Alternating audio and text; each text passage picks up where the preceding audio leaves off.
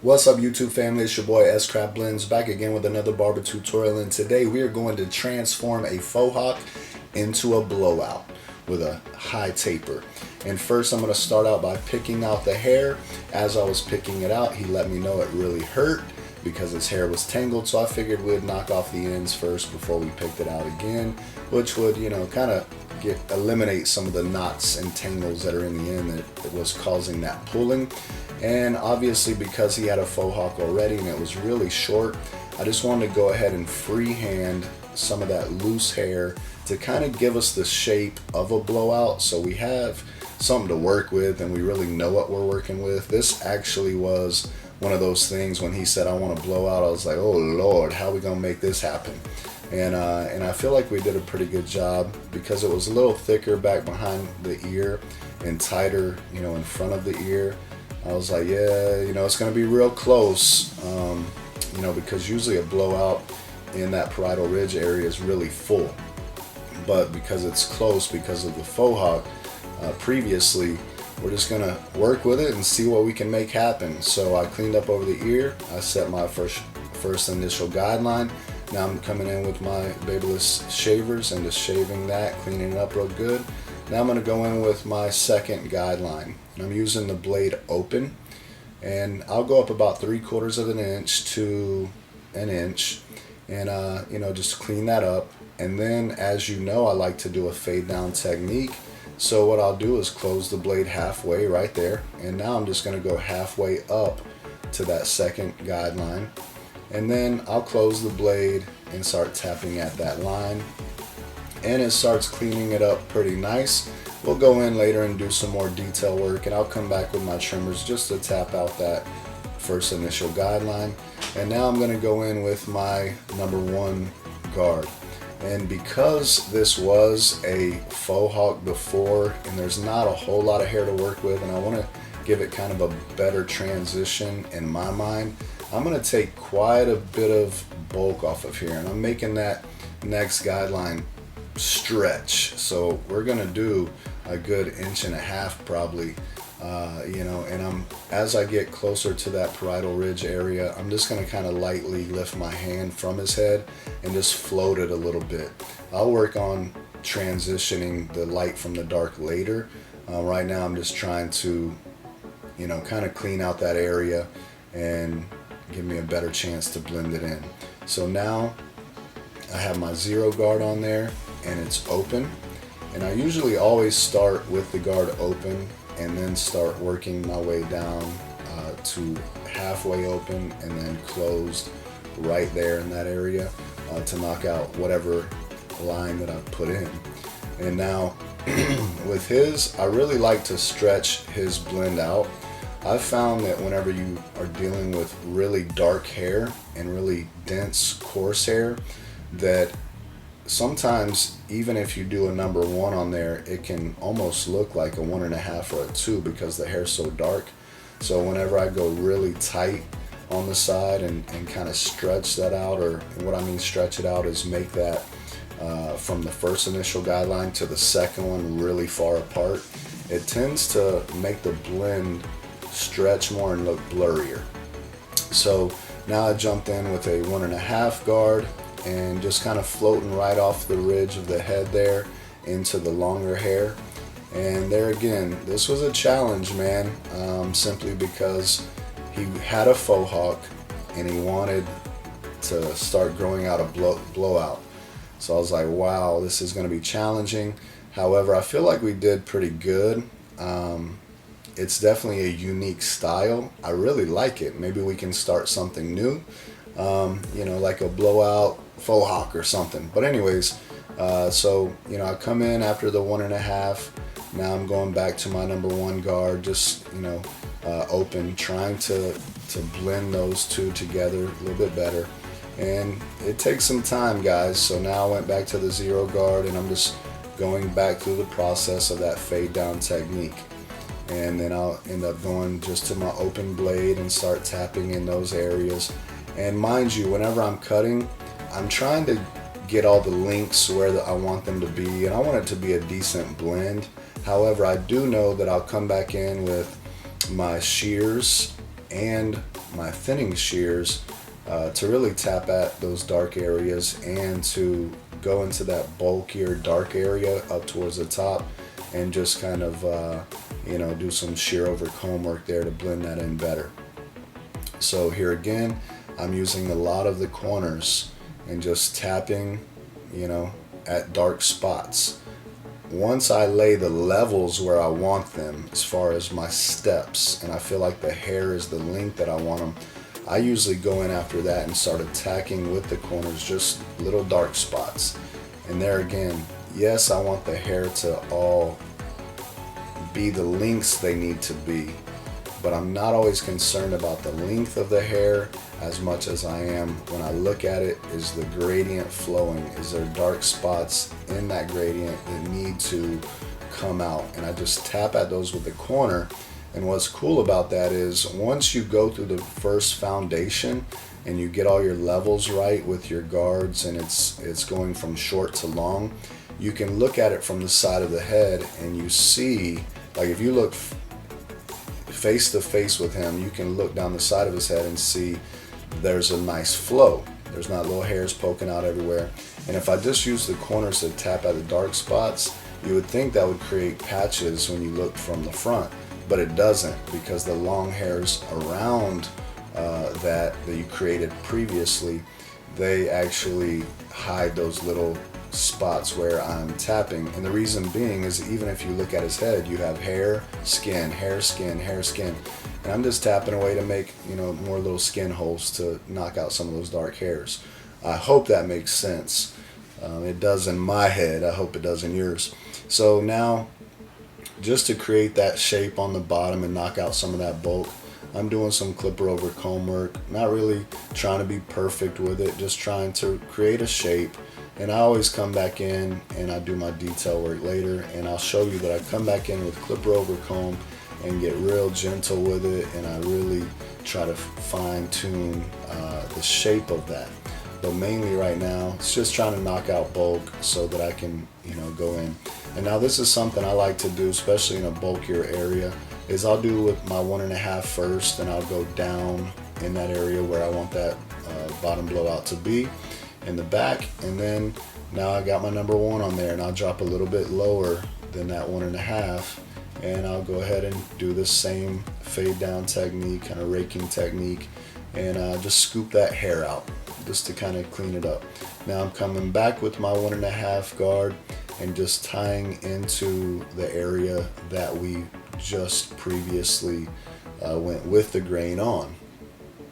So we're just gonna right here just kind of flick it out, and as you can see, I'm doing a pretty big flick out motion just because I don't want to cut into that thicker hair. I want that to still have that blowout effect. However, even with whenever I'm dropping down, I'm still using a pretty strong flick out there at the end, just because I want to hit the hairs I want to hit, and I want to pull out real quick so that I don't knock out that bulk. And then usually I would maybe drop down to a 0 guard and just fade down under that. But sometimes I like to skip that 0 guard and come back at the end with the 0 guard and then work on it. So I'm still using the number 1. I skip the 0 guard and I'm just going straight down towards the bottom. I could have created a guideline with my trimmers, and I just didn't want to. I just kind of want this thing to blend out right into the bottom where it's natural. And so I use my close guard, or actually no, I got it open right now, and I'm just kind of flicking into that number 1, and then I'll come back in on the dark heavy spots and I'll tie that open blade into the 1 with a 0 guard. And it's just a back and forth process. Once you know where you want your levels to be, really you can skip guards, you can use the guards in the order that whatever you see fit. It's all about finding what fits your style and what you feel like fits this person's head at the time. And I switch it up all day, every day, simply because, I get bored easy. But also, whenever I'm recording videos, I usually try to have more of a process. Some people watch me when I'm not recording, and they're like, my God, man, like how do you know where you're going next? And I know where I want the links to be, and I know what guards give me the links that I desire. So if I know that, I can come back anytime I want with whatever guard I want and hit it in the area that I know that it needs to be, if that makes sense. So sometimes I just bounce all over the head, but for the sake of the video and teaching purposes, I try to bring some kind of order to this. And anyway, so now that you've seen I have the 0 guard on there, and I'm going, between the open blade and the number 1 just to tie those two together. And sometimes it takes time. Sometimes you got to flip, your clipper over and work, going with the grain, because some hair is actually curling up. So it's actually cutting against the grain, but you get my point. And once I, get that blend in the back looking good, I'll actually come back over here to the right side back lineup that we did earlier, and I'll clean that up, because what I found is I like to put the line on there just to give me a better picture, but once you do that, it kind of, it messes up the line a little bit, and then I just come and clean that up. Now I'll come in just to tie that short hair in with the long hair, just to kind of blend it together better. I'll come in and hit that over the ear a little bit, but also now I'm just doing my detail work. I'm coming in, just tapping at dark spots, and like I said, I always use the tip of my shears when I'm using this. I'm just lifting up those little hairs that I see, and I'm just tapping at them, and I'll do that for a while till I feel like it's blended out nice.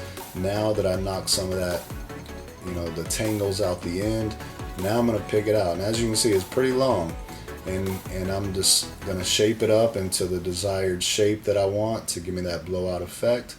And a little bit later, I'll come in with my shears, and I'll comb from where I'm cutting right now to the top. I want all that to tie in together and create the shape that I'm looking for. So I'll come back in with scissors later and just kind of tie all that in together, which I will show you that. But there again, just kind of freehanding the shape that I want, giving them that nice, blowout look and that rounder shape towards the back. And yeah, man, like I said, right there, I'll come in and hit that with scissors a little bit later. So the same thing you did on one side is the same thing you do on the other side. So I'm going to speed it up for the sake of time for you guys, but you can always go back and watch what I did previously on the other side in slow motion if you would like. But yeah, and those T outliners are hitting. I told you guys before that those things, man, they never would hit until someone on a YouTube video said if you want them to hit, you need to actually get the Andis cordless GTX blade. It has to say cordless on the package. And once I did that, man, I got them things 0 gapped, and they are hitting nice. They remind me of the corded ones, which I really love. But anyways, and then someone asked me also, like, where'd you get those black cordless T outliners? I actually have my clippers customized, so I have someone paint them for me. And it's not just spray paint, it's actually a guy who paints cars. He's a professional, and I just have him paint my clippers. So that's the Wall Seniors I have in my hand right now, and I have the master blade on them with a ceramic blade. Anything that shines, I want it off just because it messes with my eyes. So my go-to stuff I like to have nice and black. There's Matt Gifted Hands in the back. Stay gifted. And he's leaving, so he's dapping me up. So now, see, now that I got, everything looking pretty clean, I still need to do some detail work in the blend area. But giving my eyes a rest from the blend, coming in, and I'm just pulling out some of those hairs slowly. And I'm just slowly cleaning that up. Now I'll come in with my shears, and there's some dark areas where I just wanted to blend better, right? So I'm doing some shear over comb work to tie those in. And I feel like shear over comb just gives me more of an ability to have more pinpoint accuracy on spots that I'm trying to get out. Sometimes the clippers will create another one. So I'll just take my time and continue to blend those areas with my shear over comb, And this is kind of dangerous, so be careful, but I'll come in and just use the tip lightly to knock out little dark spots that I see. And it's funny when people just see me do this, like on an Instagram video, they're like, oh, you just flossing, man, you ain't really cutting anything. No, I really am cutting something, you know. So here's where I'm going to, you know, tie these together. Notice the shape of my hand. Anytime you're cutting with your scissors and longer hair, always hold your hand in the direction that you know, in the shape that you want it to be. So if I want it to have more of a round effect, I'll curve my fingers. If I want it to, you know, be just straight up, then I'll hold my fingers, you know, horizontal, you know, with the head. But you know, you just kind of use your mind to figure out the shape, and then just hold your fingers in that shape. So now we're just throwing some gel in there, cleaning it up, and I wasn't really too worried about making sure the scissor work that I was doing was perfect, because it's curly, and I mean, I wanted it to be nice, but I do know that curly hair is just going to curl right up too, which is another tip I want to give you. If you're cutting curly hair, be mindful that, you know, if you cut a whole lot off and you put gel in it or it gets wet, it's going to be really tight and it's going to look a lot shorter. So make sure, you know, you don't take too much off, because it's going to shrink up on you anyways. Now I've seen some other stuff. I just wanted to, you know, dark spots I want to knock out, and I just come in. Now see, I want y'all to see this. When I do my tapers, I like that round effect. So whenever I am blending, I'm blending in mind with, I want that round look to it. And anyways, that's the finished product, guys. I hope you liked it. I feel like we did a good transformation from a faux hawk to a blowout. Remember, like, subscribe, leave a comment, share with your friend. Until tomorrow, guys, God bless you. I'll see you later. Peace.